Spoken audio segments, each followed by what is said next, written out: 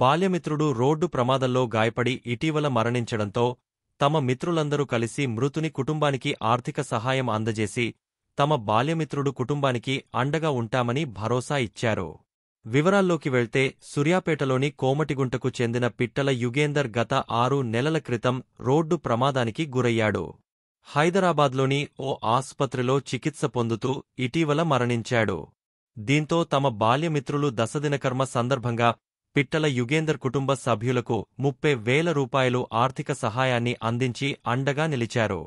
ఈ సందర్భంగా సూర్యాపేట జిల్లా రియల్ ఎస్టేట్ వ్యాపారి అసోసియేషన్ అధ్యక్షులు పంతంగె వీరస్వామి గౌడ్ మాట్లాడుతూ తమ బాల్యమిత్రుడి మరణం మిత్రులదరికీ ఎంతో బాధకరమని అన్నారు.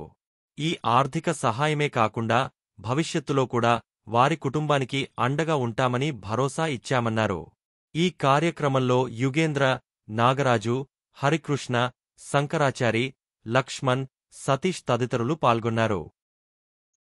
తోటి స్నేహితుడు 10th క్లాస్ బ్యాచ్ పిట్టల యుగేందరు గత కొంతకాలంగా అనారోగ్యంతో మన యాక్సిడెంట్లో దసరానాడు యాక్సిడెంట్లో చనిపోవడం జరిగింది. మరి మా స్నేహితులు మా 10th క్లాస్ బ్యాచ్ అంతా కూడా మరి ప్రతి ఒక్కరు కొంత సహాయం, ఆర్థిక సహాయం వారి కుటుంబానికి దశదిన కర్మకు ఎంతో కొంత వారి కుటుంబానికి చేకూర్చాలని ఈరోజు మరి వారి స్వగ్రామం కోమటిగుంటకు వచ్చి మేమంతా వారికి ఇవ్వడం జరిగింది.